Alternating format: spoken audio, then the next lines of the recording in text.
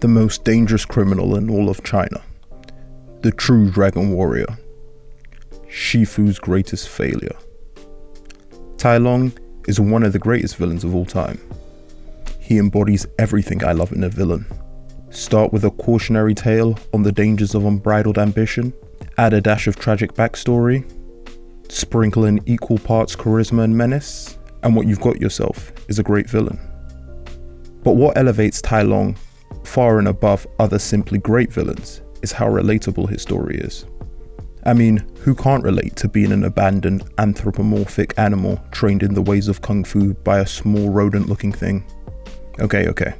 While the details of his story aren't especially relatable, the themes are: having a well-intentioned but pushy parent project their hopes and dreams onto you, feeling like you've done everything correctly only to be rejected at the final hurdle, having no one in your corner and feeling abandoned.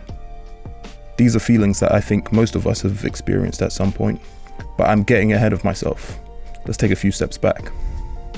Before we even see Tai Lung, we see the fear inspired in Master Shifu when Master Oogway tells him that he had a vision Tai Lung would escape from prison. Fly to Chalcom prison and tell them to double the guards, double their weapons, double everything. Tai Lung does not leave that prison.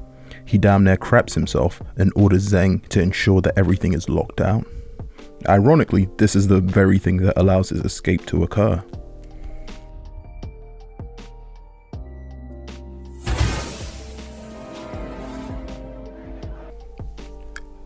Without him saying a single word, the prison scene gives us great insight into who Tai Lung is. Sure, we get to see his kung fu mastery and ferocious brutality, but also so much more. From the patience and discipline in playing possum and feigning immobility when he's provoked. I've got him completely immobilized. To using the crossbow bolts fired at him to break his chains and even scale the prison. To using explosives intended to destroy his only escape route to dispatch the guards. His ability to quickly improvise solutions to problems is his greatest weapon. When he inevitably escapes, rather than attempting to benefit from the element of surprise, he allows Zheng to warn Shifu of his impending return. That is how confident Tai Lung is in his abilities, and I believe this absolute confidence comes from the fact that despite all his time in prison, he still truly believes that he is destined to become the Dragon Warrior. Fly back there and tell them the real Dragon Warrior is coming home. This unflinching confidence is again displayed in his reaction to learning that a new Dragon Warrior has been selected. I know you're not the Dragon Warrior. None of you! I heard how he fell out of the sky on a ball of fire. That he's a warrior, unlike anything the world has ever seen. He doesn't show the slightest bit of trepidation at the prospect of having to face the supposed Dragon Warrior. In fact, he seems visibly excited. Finally, a worthy opponent. Our battle will be legendary! He views it as an opportunity to prove to the world what he's always known, that he is the one true Dragon Warrior. But given his upbringing, it's not hard to understand why he's so certain he's destined to become the Dragon Warrior. As a cub, Tai Lung was abandoned outside the palace gates. Shifu found him and raised him as his own, and named him Tai Lung, meaning Great Dragon, in the hopes that he would become the Dragon Warrior. Even as a cub, it was clear he was a kung fu prodigy. So Shifu trained him, all the while becoming increasingly convinced that he was destined to become the Dragon Warrior. He dedicated his life to a grueling training regime, eventually becoming the first person to master the 1,000 scrolls of Kung Fu. After decades of arduous work, his day of ascension finally came. The day he was to be given the Dragon Scroll and finally make his master proud by fulfilling his destiny and becoming the Dragon Warrior. Then suddenly, he's told by Master Oogway that he's not in fact the Dragon Warrior. Imagine being in that position, dedicating your entire life to something, constantly being pushed beyond your limits and doing everything that you've been told.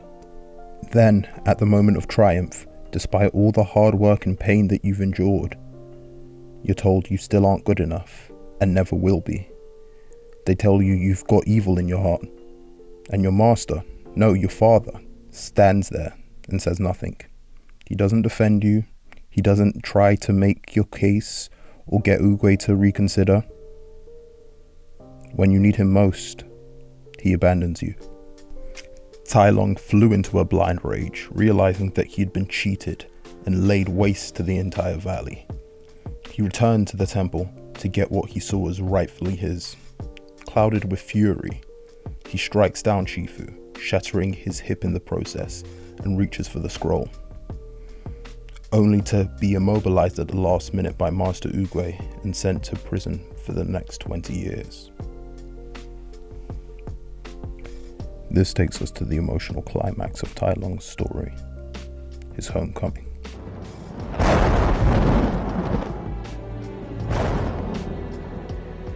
I have come home, Master. This is no longer your home, and I am no longer your master. Tai Lung blamed Shifu for not standing up for him and ultimately being the reason that he was imprisoned for 20 years. When Shifu responds that it wasn't his fault, Tai Lung explains to him why it is. Not your fault? Who filled my head with dreams? Who drove me to train until my bones cracked? Who denied me my destiny? This scene is probably my favorite in the entire movie, as we get to see him force Shifu to both literally and metaphorically look at himself in the mirror and face up to his mistakes. Shifu literally names Tai Lung the Great Dragon, convinces him that he's supposed to become the Dragon Warrior, and then is confused why he's so certain that that was his destiny. What I ever did, I did to make you proud! Tell me how proud you are, Shifu! Tell me! Tell me! This cuts to the heart of the issue.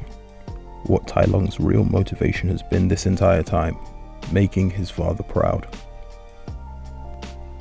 Realizing the pain he's caused, Shifu apologizes. I have always been proud of you. I loved you too much to see what you were becoming. What I was turning you into. I'm sorry. The apology visibly moves Tai Lung deeply, but it's too little too late. The scroll is now the physical embodiment of being good enough.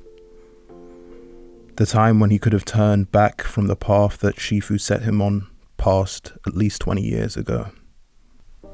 For me, the most tragic part of his story is that I've always imagined that had Shifu simply given Tai Lung a similar type of speech, validating him immediately after he was told he wasn't going to be the Dragon Warrior, all of this could have been avoided. But that's just this idiot's opinion. Let me know what you think in the comments. Tai Lung's story is a great subversion of the Chosen One narrative, and teaches us that chasing external validation, be it in the form of a title or even your parents' approval, is a recipe for disappointment, regret, and 20 years in Kung Fu prison. Thanks for watching till the end, and if you liked the video, be sure to like the video and subscribe if you'd like to see more of this type of content.